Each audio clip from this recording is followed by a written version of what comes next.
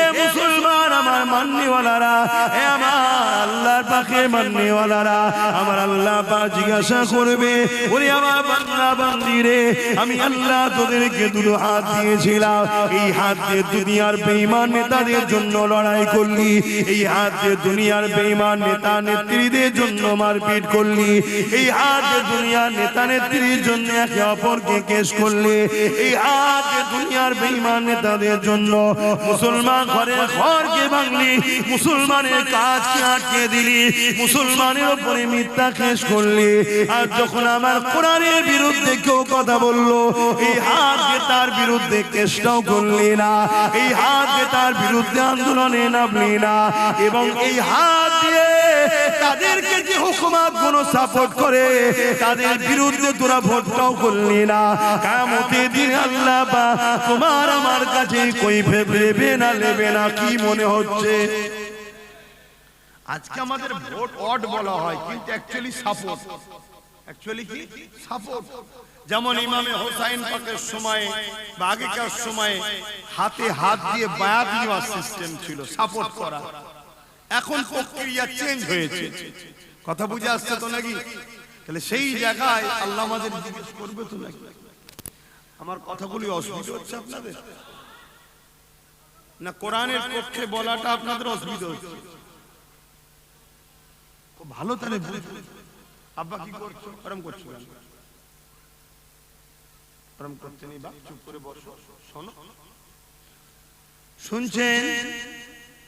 আমরা দুনিয়ার জন্য যেভাবে লড়াই করি, জমি জায়গা, কাজ বাজ, কারবার, কারো চামচাগিরি করে কাউকে পদে পৌঁছাবার জন্য যেভাবে লড়াই করি, বলো আমার কোরআন আমার দ্বীনের জন্য আমরা লড়াই করছি? কত লোক, কত মুসলমানকে বোম মারছে, গুলি করছে, কি জন্য? না আমার বেঈমান কাফের নেতা নেত্রীকে জিতাতে হবে। করছে না? করে না? তোমার কোরআনের জন্য কিছু করলে না? আমি বলছি না কোরআনের পক্ষে দাঁড়াতে গিয়ে কোরআন বিরোধী আন্দোলন করো, আমি বলছি না, কমসেটা কেস করা তো দরকার। এবং কেস করার পরে যে সরকার আইনের ব্যবস্থা নেবে না, তার থেকেও দূরত্ব থাকা দরকার আছে না? আওয়াজ দিয়ে বলুন, আমার কথা যদি একমত হয় বলুন, দূরত্ব থাকা দরকার আছে না? হাত তুলে সাক্ষী দিয়ে বলুন আমার সাথে একমত তো নাকি? একমত তো নাকি? আচ্ছা বলুন তো, ধরেন আপনারা কেউ কোরআনের পক্ষে দাঁড়ালেন না, তাহলে কি কোরআন মিটে যাবে? অত সহজ নয় বাপ। বাগদাদের জমিনে হাজার হাজার লাইব্রেরিতে আগুন ধরিয়ে দিয়ে সব কোরআন কিতাবকে পুরানো হয়েছে, তারপর কোরআনকে মিটাতে পারেনি। কেন? কোরআনের হেফাজতের দায়িত্ব স্বয়ং আল্লাহ নিয়েছে। জোরে বলুন সুবহানাল্লাহ। যদি গায়ের মুসলিমকে ধরে মারারই হুকুম কোরআনে দিত, তাহলে ইসলামের আইন তো মক্কা মদিনায় বা বিভিন্ন আরব দেশে অনেক বেশি চলে, তাই তো নাকি? তাহলে অন্য দেশ থেকে যাওয়া একটা গায়ের মুসলমানকে পাওয়া যেত। আর ওরা যদি মারে, কোন দেশেরও কৈফিয়ত নেবার ক্ষমতা ওদের কাছে নেই, ওরা এত সুপার পাওয়ার। শুনছেন তো নাকি? এটা শুধুমাত্র বলে মুসলিম অমুসলিম একটা বিভাজন তৈরি করো, বিভাজন তৈরি করে একটা চক্রান্ত চলছে। কিন্তু দুঃখ অন্য জায়গায়, তারা তো তাদের চক্রান্ত করবে, আমরা উম্মতে মুহাম্মাদি কি করলাম? অথচ কিয়ামতের দিন আল্লাহ পাক এই কোরআনকে সুন্দর করে সাজিয়ে দেবে। কিয়ামতের দিন আল্লাহ পাক আরশে আজিমে নিচেতে এই কোরআন আটাটি করতে থাকবে। ওই সময় আল্লাহ পাক বলতে লাগবে, ও রব্বি, আল্লাহ পাক ওই সময় বলতে লাগবে, এ আমার পাক কালামুল্লাহ, তুমি কি আমার কাছে আজকে কিছু বলতে চাও? ওই সময় কোরআন বলতে লাগবে, ও রব্বি আল্লাহ, দুনিয়া জমিনে যে আমাকে মহব্বত করেছে, যারা আমাকে প্রিয়ার করেছে, আমি কোরআন আমাকে বুকে নিয়েছে, আমি কোরআন আমাকে খুলে খুলে পড়েছে, আমি কোরআন আমাকে সম্মান করেছে, আমি কোরআন আমার জন্য লড়াই করেছে, আমি কোরআন আমার পক্ষে কথা বলেছে। এ যুবকেরা, তরুণেরা, কিয়ামতের দিনে কি রকম ফয়সালা হবে দেখো। ওই সময় কোরআন বলতে লাগবে, ও রব্বি আল্লাহ বা, আজকের কঠিন মুসিবতের দিনে আমার পক্ষের মানুষগুলোকে আমি আল্লাহ পাক জান্নাতে দেখতে চাই। কোন দিনের কথা বলছে? যে দিনেতে বাপ তোমার হবে না, মা তোমার হবে না, মেয়ে বাপের হবে না, ছেলে বাপের হবে না, মা মেয়ের হবে না, স্বামী স্ত্রী হবে না, স্ত্রী স্বামীর হবে না, কেউ কারো হবে না। যে কিয়ামতের দিনে আল্লাহ পাক বলবে, জাহান্নামকে নিয়ে এসে আমার বাবা সে বেঁধে দাও। এ ভবনের জমিনের মানুষেরা, এ সুলতানাত গাড়ালি হুজুর এলাকার মানুষেরা, ও দাদা পীর সিলসিলা অনুসারী অনুগামীরা, মনে রেখো, মন দিয়ে শোনো, কিয়ামতের দিনেতে আল্লাহ পাকের জাহান্নামকে ৭০,০০০ জিঞ্জির দিয়ে বাঁধা হবে। এক একটা জিঞ্জিরে ৭০,০০০ করে ফেরেশতা ধরে রাখবে, তথাপিও জাহান্নামকে ধরে রাখতে পারবে না। জাহান্নাম লম্বা লম্বা শিখা বার করে গুনাহগারদের ধরতে যাবে। এই কিয়ামতের দিনে কোরআনের মাননেওয়ালা, কোরআনের প্রেমিক, কোরআনের পক্ষে যারা দাঁড়াবে, হাতটাকে পড়তে যদি নাও পারে, খুলে যদি চুমা দিয়ে বুকে আদর করে যত্ন করে রাখে, কিয়ামতের দিনে কোরআনের এই প্রেমিক দিওকে আল্লাহ কোরআনের খাতিরে তাদেরকে জান্নাতি বানিয়ে দেবে। আরো জোরে বলুন সুবহান। আপনারা মানেন কিয়ামত বলে, ময়দানে মাহশর বলে মানেন তো নাকি? কারণ এই মুসলমানদের মধ্যে একদল মুসলমান আছে তারা কিয়ামতও মানে না। কেন? আল্লাহ কোরআনের মধ্যে বলছেন, হাবিব, কিয়ামত অস্বীকারীদের ঘরে আপনি কি জানেন, দেখেছেন? আখিরাত তো অস্বীকারী। আজান দিচ্ছে, আচ্ছা আজানটা হয়ে যায়।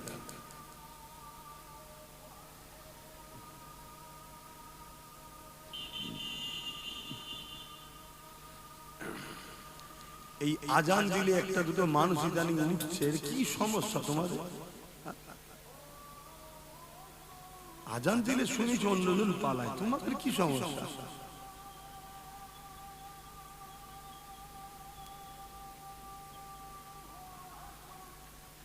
অভদ্রপনা হল।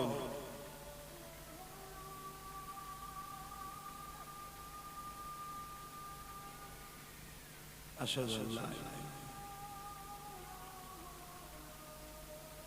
আশহাদু আল্লা ইলাহা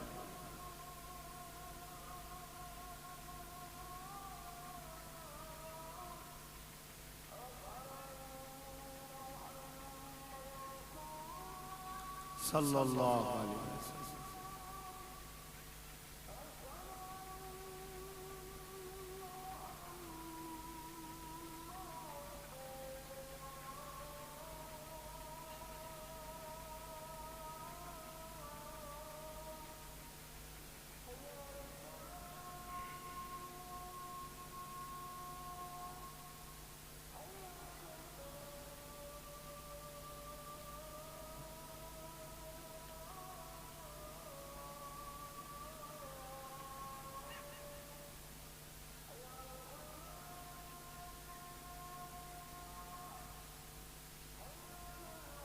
لا حول ولا قوة.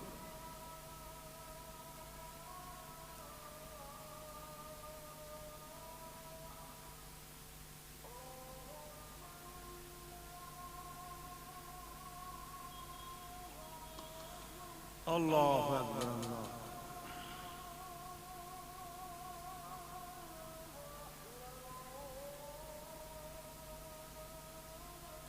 اللهم رب هذه الدعوات التامات محمد وسيلة الفضيلة والرسول مقام محمود لله جوعت ورزقنا الشفاء إنك لا إله إلا الله.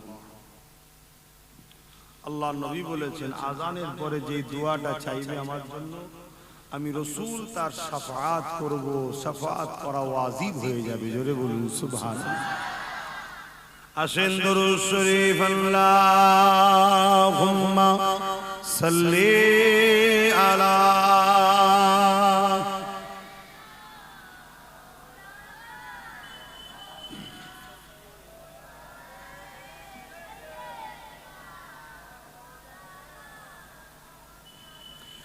বারে বারে ভাবি একা বসে নিরালাই রে, পাখি বলে উড়ে যেতাম সোনার মদিনায় রে, সোনার মদিনায় রে। বুলবুলিরা কোথা যাও, উড়ে যাও কোথায় রে, আমার সালাম পৌঁছে দিও নবীজি রওজায় রে, নবীজি রওজায় রে। বারে বারে ভাবি একা বসে নিরালাই রে, পাখি বলে উড়ে যেতাম সোনার মদিনায় রে, সোনার মদিনায় রে। আল্লাহুম্মা সাল্লি আলা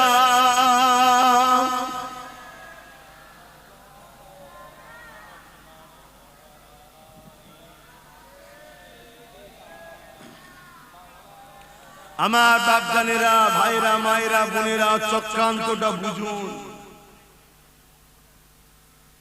1 লাখ মুসলমানকে যদি হত্যা করে ফেলে, ইমানদার মুসলমানের মনে দুঃখ হবে যতটা না, তার থেকে বেশি কষ্ট দুঃখ কিন্তু কোরআন, ইসলাম, রাসূলের উপরে আঘাত দিলে হয়। ঠিক না বেঠিক? আজকে সেই কোরআনের উপরে প্রকাশ্য আঘাত দেওয়া হচ্ছে, উপরন্তু তাদের কোনো বিচার হচ্ছে না। এ থেকে বুঝে নিতে হবে শাসকও মূলত কোরআন বিরোধীর পক্ষেই আছে। এইরকম একটা জায়গায় দাঁড়িয়ে থেকে মুসলমান আপনারা কি নিরাপদে আছেন মনে হয়? আল্লাহ কি আপনাদের সাহায্য করবে মনে হয়? কেন আপনার কোরআনের পক্ষে তো আমি আপনি নয়। যদি বলেন কে বলেছে পক্ষে নয়, পক্ষে যদি হও তাহলে পক্ষ হবার প্রমাণ তো দাও, পক্ষ হবার প্রমাণ তো দাও।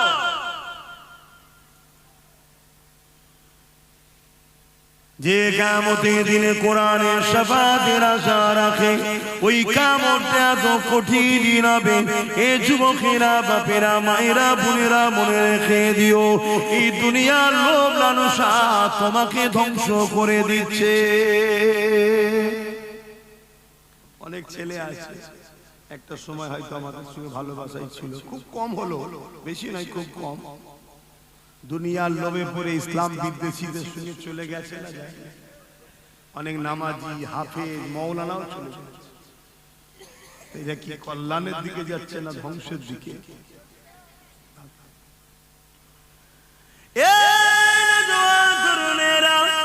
আল্লাহ নবী জানিয়ে দিলে কিয়ামতের দিনেতে এমন বাপ পাওয়া যাবে, নিজের ছেলেকে জমিনে শুইয়ে দিয়ে তার বুকের উপরে পা দিয়ে দাঁড়িয়ে যাবে।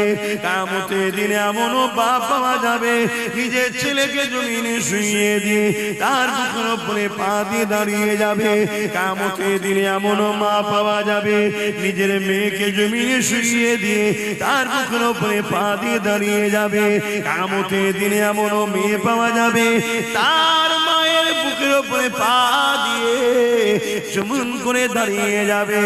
আমার আব্বা জানেরা, আমার মায়েরা বোনেরা আমার নওজওয়ানেরা এই দুনিয়া তো পরীক্ষার জন্য কিছুদিন আগে আমেরিকায় একটা ফিল্ম বাইর হয়েছিল ইনোসেন্স অফ মুসলিম ওই ফিল্ম যারা বার করেছে আল্লাহ পাক তাদেরকে বেউজ্জতির সঙ্গে জড়িয়ে দিয়ে ফ্রড কেসে জালিয়াতি কেসে জড়িয়ে দিয়ে তাদের মৃত্যুদণ্ড ফাঁসি হয়ে গেছে কিন্তু মনে রাখবে আল্লাহ পাক ফিল্মটা তৈরি করার আগে তাকে তো মেরে দিতে পারত না না না যদি জালিম না থাকে মুমিনদের ঈমানের পরীক্ষা কি করে হবে কে কে ওই ইনোসেন্স অফ মুসলিম ফিল্মের বিরুদ্ধে কথা বললো আন্দোলন করলো লড়াই করলো সজাগ হলো আর তাদের গুনাহগুলো আল্লাহ পাক আন্দোলনের বিনিময়ে মাফ করে দিয়ে থাকে এই যুবকেরা আজকে কোন শয়তান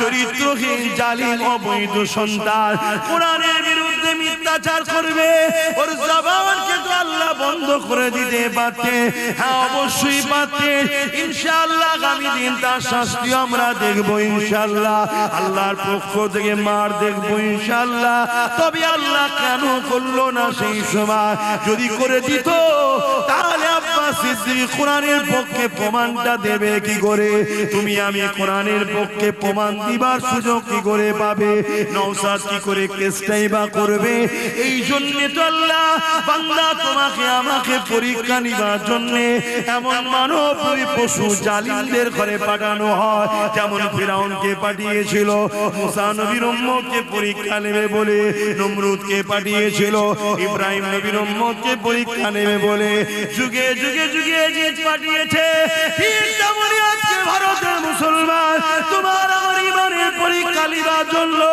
আজকে জালিম হুকুমত কেন্দ্রের সরকারকে পাঠিয়েছে এবং বাংলার মুসলমান তোমার আমার ঈমানের পরীক্ষা নেবার জন্য এই রাজ্য সরকারকে আল্লাহ পাঠিয়েছে এখনো তোমার আমার ঈমানের পরীক্ষা এদের বিরুদ্ধে যুদ্ধ করতে হবে এদের বিরুদ্ধে লড়াই করতে হবে কারণ এরা সমাজ বিরোধী এরা মানবতার বিরুদ্ধে এরা সংবিধানের বিরুদ্ধে সংবিধানের 25 নম্বর আর্টিকেলের ধারা বলছে কোন দেশের মানুষ তার ধর্ম তার ধর্মীয় স্বাধীনতা সবকিছু রয়েছে কখনো ক্ষমতাশালী তার উপরে আঘাত দিতে পারবে না কিন্তু আজকে কেউ কোরআনের নামে মিথ্যা প্রচার করছে আর তার কিছুদিন আগে আমার রাজ্য সরকার বলেছিল কোরআন শেষ হয়ে যাবে আমার উন্নয়ন শেষ হবে না অর্থাৎ গত পরশুদিন যে মানবরূপী পশুটা কোরআনের বিরুদ্ধে বলেছে সেই রকম মানবরূপী পশুর সঙ্গে আমার রাজ্য সরকারের কোনো পার্থক্য নাই ও একটা মানবরূপী পশু ও একটা মানবরূপী পশু কেন আমার সংবিধান বলেছে কোরআনের বিরুদ্ধে কথা বলার অধিকার এদেরকে কেউ দেয়নি কিন্তু এরা ক্ষমতা চড়ে যা কিছু করে বেড়াচ্ছে আর এরা এই জন্য এত সাহস পায় এদের পিছনে একদল মুনাফিক মাওলানা রয়েছে এদের পিছনে একদল মুনাফিক ইমাম আছে এদের পিছনে একদল মুনাফিক মুসলমান রয়েছে না আজকে বলুন এত বড় বড় কোরআনের বিরুদ্ধে কথা হলো ওই মুনাফিক আলেম উলামা মুনাফিক নেতা কোনো কই এখনো তো কেস করলো না শুনছেন তো নাকি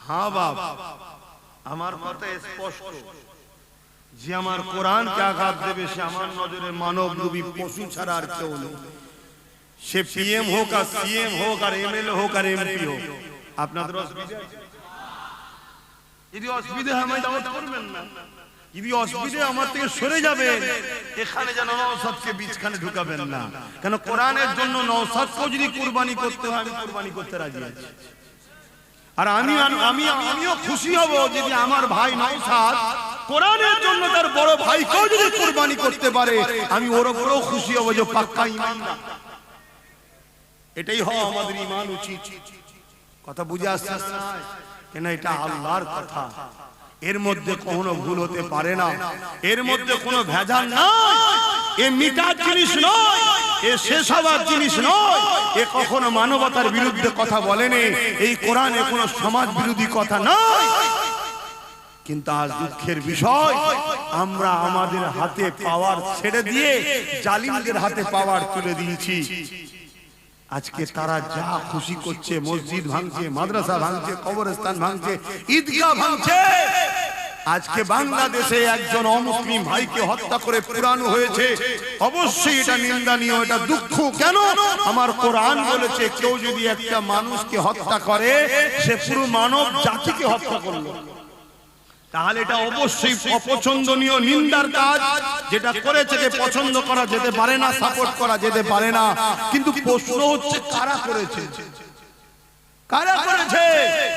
আমরা তো অনেকে দেখছি বোরখা পরে, অনেক অমুসলিম ঘরের ছেলে বোরখা পরে সমাজে ঘুরে বেড়াচ্ছে, বেড়াচ্ছে না? দেখেছেন না? দেখেন, তারা ভুল কাজ করছে আর বদনাম ইসলামের হচ্ছে।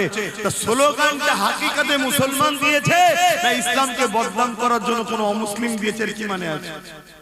কথা মাথায় ঢুকছে না? কেন ওইখানে ভুল হবে আর এখানে আমাদের উপরে জুলুম করবে, যেমন করছে। তাহলে এটা সেটিং কারবার নয় তো, যে তোরা ওখানে কিছু কর আর তার বিনিময়ে এখানে আমরা এদেরকে পিটিয়ে নিই, এরকম সেটিং এর ব্যাপার নয় তো। আর বিগত যে সরকার ছিল সে সরকার তখন আমার দেশে বসে আছে হাসিনা, তাহলে এমন তো নয় তার লোককে দিয়ে মুদি কিছু করাচ্ছে না তো? একটা জিজ্ঞাসা চিহ্ন থাকলে থাকতে পারে না, পারে না?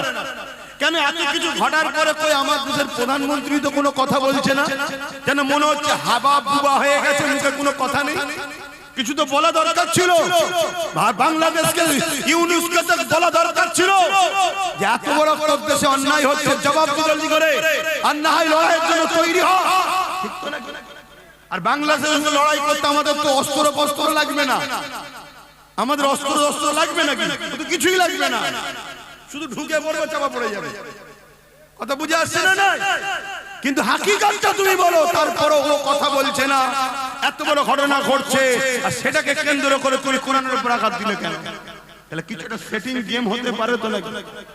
কিন্তু আরেকটা বুঝার বিষয়, এখানে বাংলাদেশে এক অমুসলিম ভাইকে মেরেছে, ওর হয়ে আমাদের অনেক সাথীরা, আমার ভাইয়ের সাথী, মানে আমারও সাথী তো নাকি গো? তোমরা যদি তোমার ভাইয়ের সাথে থাকো সে কি আমার সাথী নয়? তো অনেকে বাংলাদেশ হাই কমিশনে চিঠি করেছে, কি বলে সব সিস্টেম আছে ওগুলো করেছে। কথা বুঝে আসছে, আন্দোলন হচ্ছে, হবে, ঠিকই কথা। কিন্তু আমার বক্তব্য এটাই, এই বাংলা সরকার আজকে শুভেন্দু অধিকারী যখন বাংলাদেশের অমুসলিম ভাইয়ের জন্য এখানে আন্দোলন করে, তখন রাজ্য সরকার তো একবার বলল না যে ওই বাংলাদেশে গিয়ে আন্দোলন করো, এটা বাংলার ঘটনা, বাংলাদেশের ঘটনা, ওখানে গিয়ে আন্দোলন করো, এখানে আন্দোলন করলে আমার থেকে বড় শত্রু কেউ হবে না বলেছে। কিন্তু দেখো আমার অকাবের বেলায় বলেছে না, বলেনি? তাহলে এ থেকে বুঝে লিয়া দরকার এরা ইসলামের মূলত দুশমন, এরা ইসলামের দুশমন। তার আরেকটা প্রমাণ দিচ্ছি, এই তোমাদের পাশে নিউ টাউন, এই রাজালের নিউ টাউনে মুসলমানদের ব্যক্তিগত কিনা জমি, সেই জমিতে মসজিদ হবে, মসজিদের নামে জমি, সেই জমিকে রাজ্য সরকার দখল করে নিয়ে হিটকোকে দিয়ে দিচ্ছে।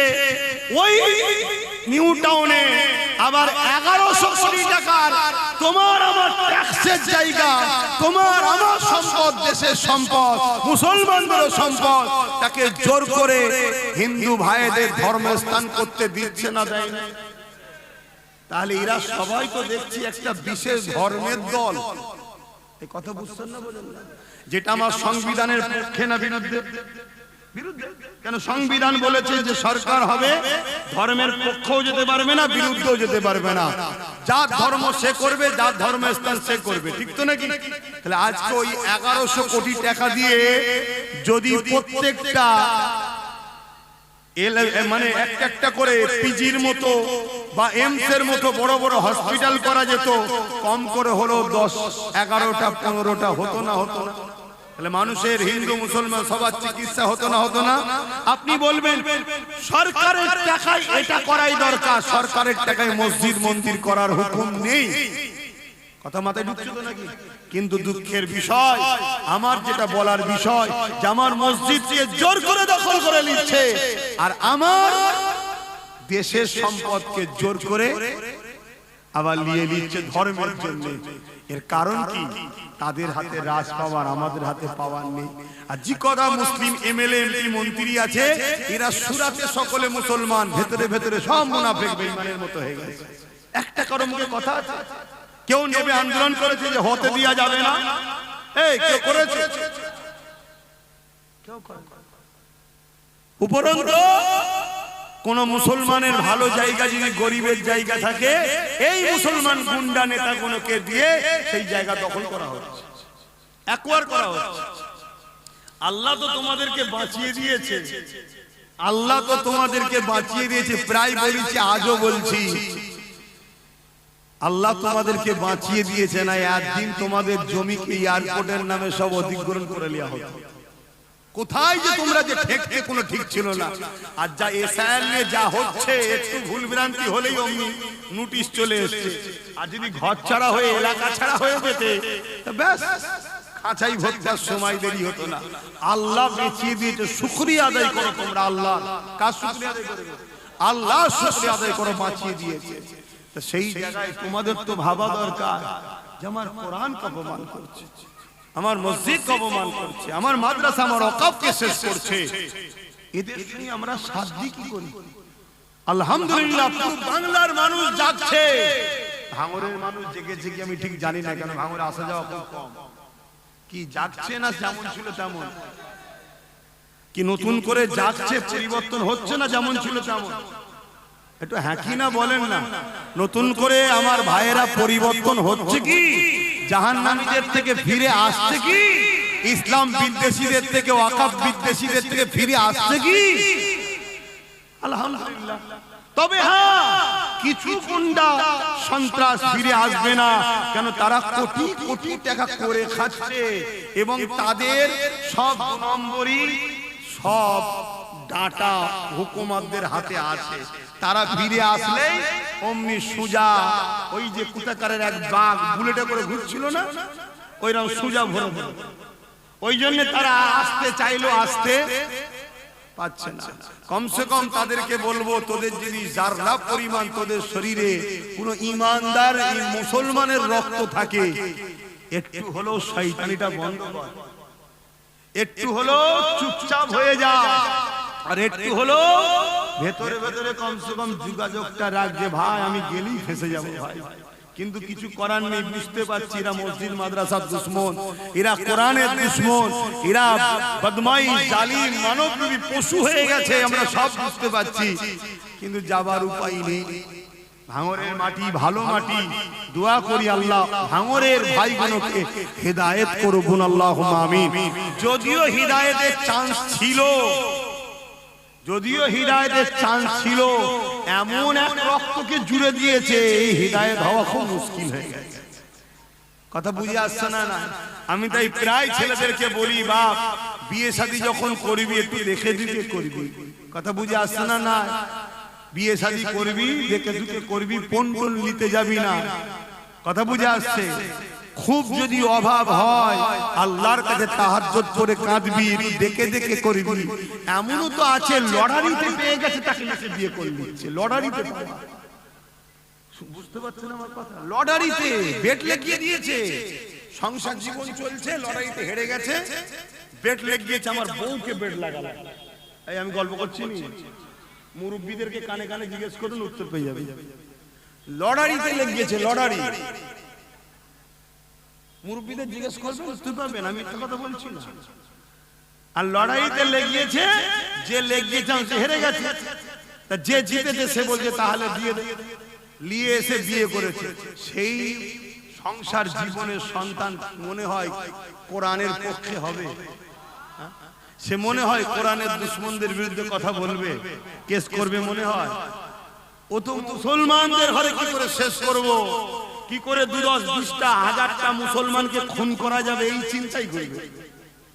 কথা বুঝে আসছে না? হ্যাঁ, একটু বুঝে বুঝে কাজ করো, বুঝে বুঝে চলো। সংসার করতে হবে, একটু দেখে শুনে করো। কারবার করতে হবে, করো, যার তার সঙ্গে নয়। কেউ সুদের কারবার করে তার সঙ্গে তুমি কারবারে লেগে গেলে হবে? একটু দেখে দেখে করো। দুনিয়াদারি করতে হবে, রাজনীতি করতে হবে, ব্যবসা করতে হবে, সব করো, কিন্তু আখিরাতকে নষ্ট করে করবে, জাহান্নামকে কিনে করবে। আমার ওয়াজকে কেটে কেটে ছড়ানো হয়েছে, দেখেছেন তো নাকি? হ্যাঁ, বড় বড় সব হল তৈরি করে, সেমিনার হলে ভাড়া করে আমার ওয়াজকে কেটে কেটে ছড়াচ্ছে। আব্বাস সিদ্দিকী বলছে, দেখো টিএমসি কে ভোট দিলে ঈমান চলে যাবে। যারা সমালোচনা করতে বসেছে সব ডবল মুফতি। আমার সমালোচনা, আরে আমার সমালোচনা করার জন্য অনেক তো তোদের খায়ের খা আছে, টিএমসির পুষা কিছু মোল্লা মৌলী সাহেব আছে না? আরে হ্যাঁ কি না বলছে না তো? হতভাগা আকবর পুষেছে না পোষেনে? এজিদের দলে মুফতি মৌলানা ছিল